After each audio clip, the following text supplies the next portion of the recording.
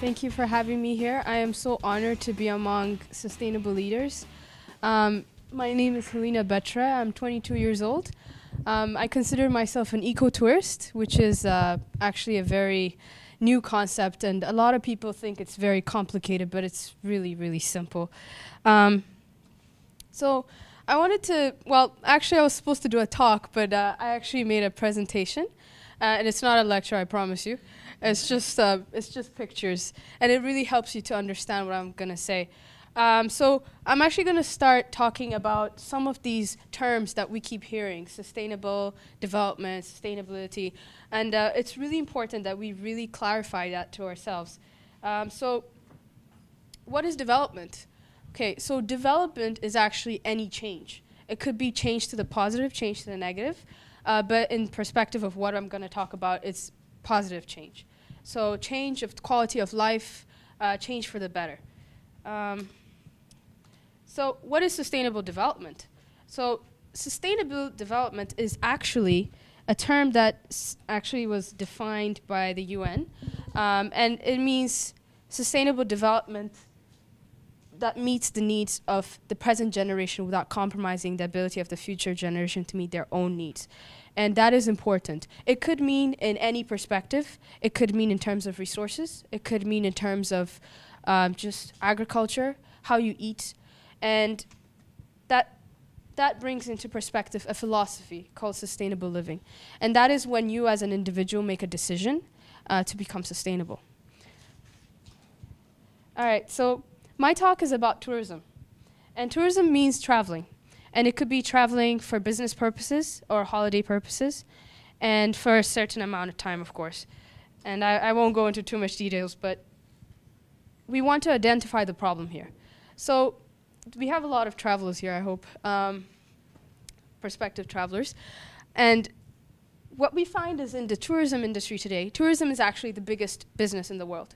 It is the biggest industry in the world. It's the biggest employer in the world. So making the change in the biggest industry in the world would be the best way to go forward with sustainability, in my perspective. So marginal economic benefits. So basically, in the tourism industry today, especially the mass tourism, what happens is that a lot of times the money, especially in developing countries, the money is not actually staying in the country. People get employed, that looks good, but then the money's not staying there, it's leaving. So in terms of economics, it's not really benefiting to the highest potential. In terms of social costs, you find that the culture is affected. You find local people getting low-paying jobs, and that does not seem so fair.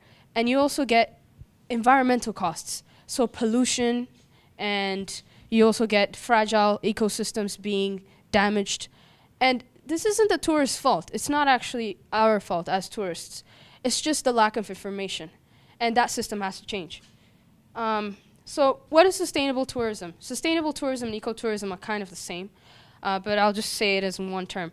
And it's just responsible travel. And you're trying to conserve the environment, and you're trying to improve the well-being of the local people. So sustainability development in perspective of tourism. So my story begins in Ethiopia, where I did my high school there. And I did a diploma program where I was expected to do a thesis. And I had no idea what to do. And I just said, okay, I need help with this. And I went to my supervisor, and he suggested that I meet somebody. And his name is Mark Chapman. He's from England. And you see this individual behind me. That's actually him. And this guy has a very interesting story. He was going to the remote parts of the highlands of Ethiopia. It's really remote. And he was actually going to see the churches, which are really historical sites and it's very mass tourism area. And while he was going there, he just randomly came across this place, and it's called Meket. And he saw this view, and he just couldn't get that out of his mind. He was so inspired, and he said, "I have no idea what tourism is. I have no background in it, but I see something." And he had this dream, and he wanted to create this dream where he develops a tourism where tourists come and they see this beautiful scenery, and they have a positive exchange of culture with the local people. So my thesis was, okay, so I know you've been in the business for 5 years, and I know a lot of sustainable tourism. I've been doing that in geography, and I really want to know if you're really doing the right thing. So I went there and I assessed it for him. So I traveled there for a whole day in the car. It was so long, but yeah, but it was worth it because when I went there, it was amazing. You are on top of a cliff and you see this huge, I don't know, hills, I guess, and you trek there and you go from village to village, and people are so nice. I mean, you would think that that area is pretty drought-driven and stuff, but the people there are so happy, and they love visitors. So I said, okay, what are the principles that I'm going to see this place as? And I saw natural, it has to be a natural destination. That's one of the sustainable tourism principles that has to be taking place. It has to minimize the impact on the environment. It has to build environmental awareness. It has to conserve the environment and the local culture. So it also has to respect the local culture and promote human rights. And this is said by one of the renowned journalists who made the sustainable tourism criteria. So I assessed that. And in terms of environmental effects, there's so many. I'm just going to state the few. And basically, they even, like, when you go into your accommodation, it's a traditional hut. There's only like 5-6 huts, so they only accommodate a few people at a time, which is really good because it's small scale.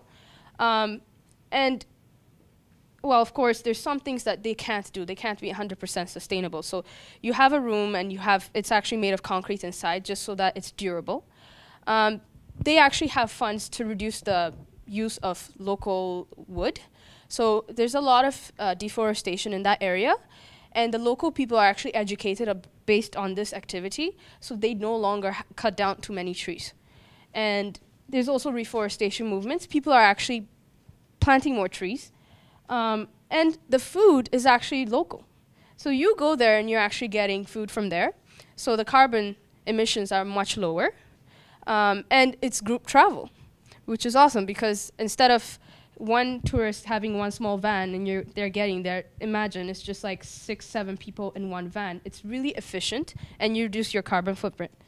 So in terms of the socio-economic effects, that's actually the most significant one, more than the environmental. When I went there, actually, this is the local church.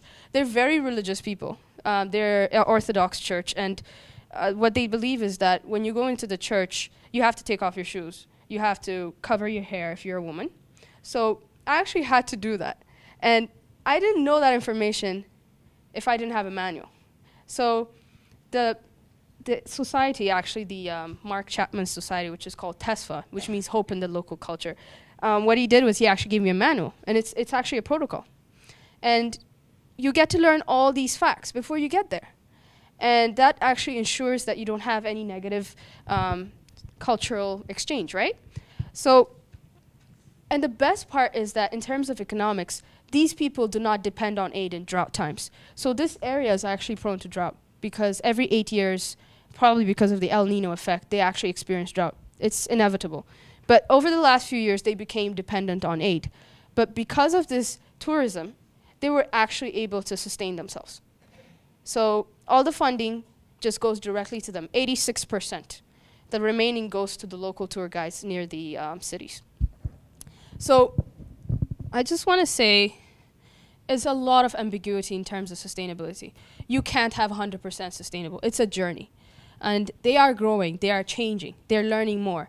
I'll give you an example. Their toilet is now being changed into a compost toilet. So they're having a Swedish company develop that for them.